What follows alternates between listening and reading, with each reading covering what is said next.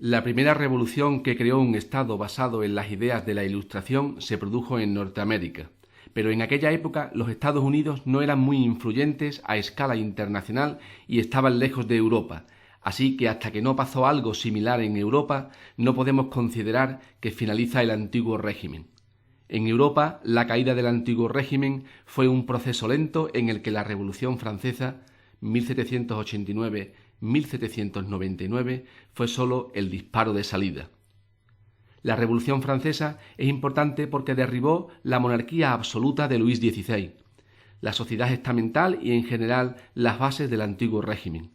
Por este motivo, los historiadores la toman como referencia para poner el fin a la Edad Moderna y el nacimiento a la Edad Contemporánea, periodo de la historia en la que nos encontramos.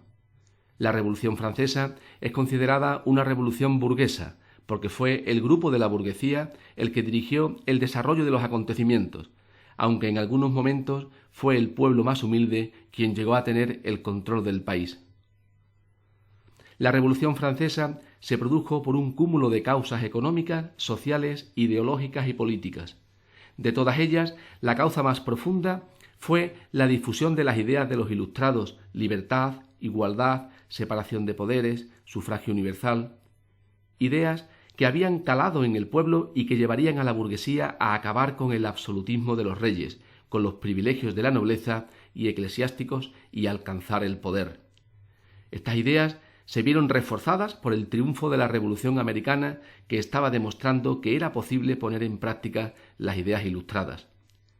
Otras causas fueron las sucesivas malas cosechas que provocaban el descontento de los campesinos y el hambre de la población francesa, las subidas de impuestos al tercer estado, a los campesinos, artesanos, pequeños comerciantes, burgueses, los únicos que pagaban, y los excesivos gastos del Estado en guerras y en lujos de la corte, que llevó a la bancarrota de las finanzas del rey. El rey Luis XVI intentó reformar las finanzas del Estado, aprobando impuestos a las clases privilegiadas, nobleza y clero, pero éstas se negaron a perder el privilegio de no pagar impuestos y se formó la denominada Revuelta de los Privilegiados. Ante esta situación, el rey Luis XVI se vio obligado a convocar los Estados Generales, las Cortes, para solicitar un cambio en el sistema de impuestos. Esta era la única institución francesa con legitimidad para modificar privilegios y tradiciones. La primera etapa la constituyen la convocatoria de los Estados Generales y la constitución de la Asamblea Nacional de 1789. Los Estados Generales eran una asamblea compuesta por representantes de la nobleza, el clero y el tercer estado, que aprobaba los impuestos. Esta asamblea no se reunía desde 1614 porque los reyes gobernaban de forma absoluta. En mayo de 1789 se reúnen estos y los representantes del tercer estado piden que el voto sea por persona y no por estamento. El rey y los privilegiados se negaron a aceptar la propuesta y como respuesta el tercer estado decidió reunirse por separado en la sala del juego de la pelota, sala utilizada para jugar al frontón. Con esta medida el tercer estado abandona los Estados Generales y se constituye en Asamblea Nacional, con el objetivo de elaborar una constitución para Francia.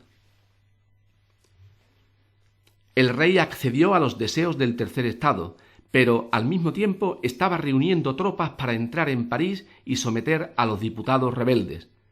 Ante los rumores de que llegaban tropas reales, el pueblo parisino salió a las calles para defender a sus representantes. Los sublevados asaltaron la fortaleza de la Bastilla, prisión símbolo de la represión política, para tomar armas y pólvora. Pronto se organizó un ejército popular al que denominaron la Guardia Nacional para defender París en caso de ataque de las tropas del rey. La noticia de la revuelta en París se extendió por toda Francia y el ejemplo se imitó en muchas ciudades. Muchos campesinos, hambrientos, atacaban y saqueaban los castillos y mansiones de la nobleza. Se desató una ola de violencia, pánico, tumultos y asesinatos que se conoce como el Gran Miedo. La segunda etapa la constituye la Asamblea Nacional Constituyente, 1789-1791. La Asamblea Nacional tomó el nombre de Asamblea Nacional Constituyente porque su finalidad era redactar una constitución que organizase de otro modo la monarquía francesa. Para intentar calmar los ánimos, esta asamblea suprimió todos los privilegios de la nobleza y el clero, con lo que la sociedad estamental desaparecía en Francia. Aprobó la Declaración de Derechos del Hombre y del Ciudadano, que se inspiraba plenamente en las ideas ilustradas. Aprobó la Constitución de 1791. Esta Constitución establece que la forma de Estado en Francia era una monarquía constitucional y parlamentaria.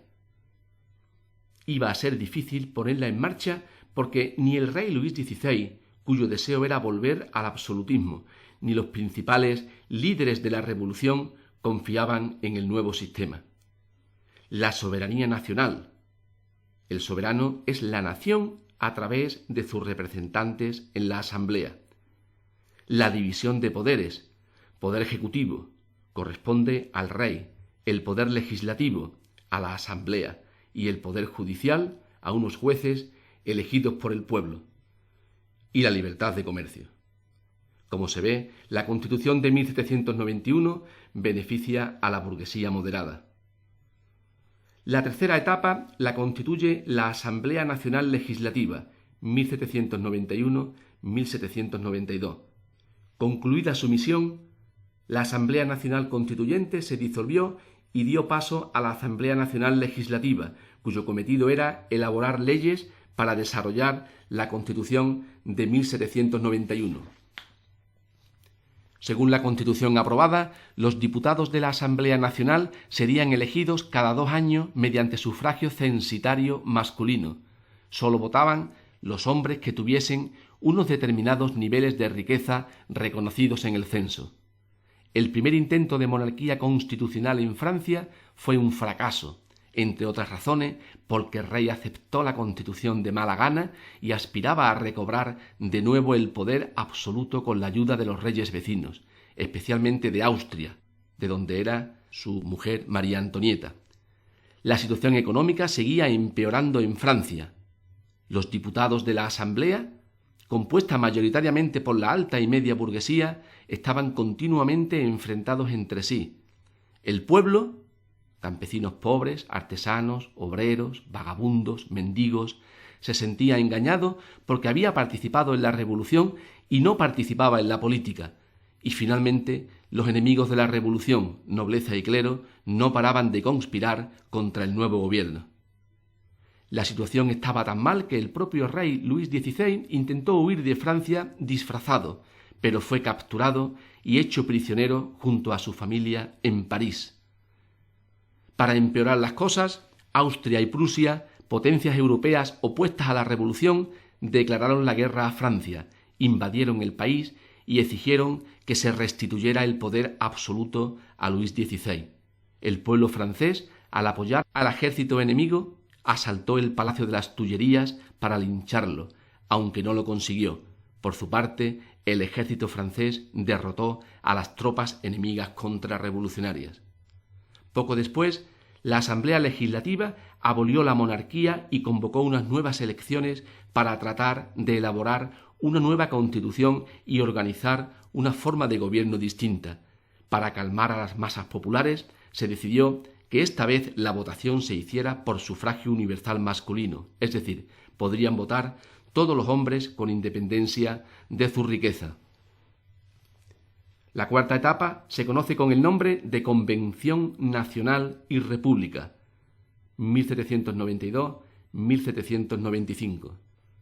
La nueva Asamblea Nacional, elegida por sufragio universal masculino en 1792, pasó a llamarse Convención Nacional y, dado que el rey había sido depuesto, asumió todos los poderes del Estado. Se convertía así en una república. Como esta vez se había permitido el voto de las clases populares, los nuevos diputados eran más radicales que los de la anterior Asamblea Legislativa. Los 4 grupos más numerosos en la Convención Nacional eran los girondinos, un partido republicano moderado. Representaba a la alta burguesía, grandes comerciantes, banqueros y pretendía mantener a raya las aspiraciones de las clases populares. Los montañeses o jacobinos, un grupo republicano radical. Sus diputados pertenecían a la pequeña burguesía, pequeños comerciantes, abogados, empleados, y no miraban con buenos ojos las medidas que proponían los girondinos.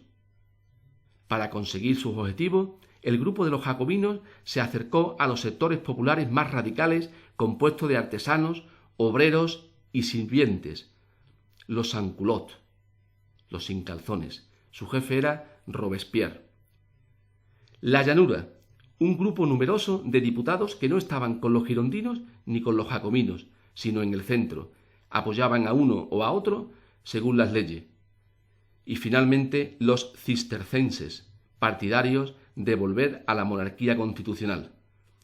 Durante la convención se sucedieron varias alternativas en el poder. La primera se conoce como Convención Girondina y tuvo lugar el año 1792. Es una república moderada controlada por la alta burguesía.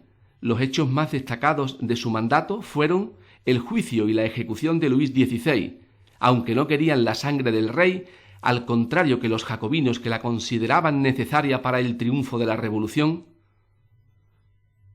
2. Un fuerte descontento popular por la subida del precio del pan como consecuencia de la libertad de comercio del trigo. Y finalmente, la guerra contra las potencias europeas contrarias a la revolución y a la ejecución del rey: Gran Bretaña, Austria, Prusia y España. Francia consiguió vencerlas a todas. La Convención Girondina tomó medidas que beneficiaban a la burguesía más rica y no consiguió mejorar la situación económica del pueblo más humilde. La segunda etapa se conoce como Convención Jacobina y el Terror y tuvo lugar en el año 1793. Esta es una república radical controlada por la pequeña burguesía y el pueblo. Los jacobinos acusaron a los diputados girondinos de traidores y de mala situación que vivía el pueblo. Con el apoyo de los sans-culottes de París dieron un golpe de Estado y tomaron el poder.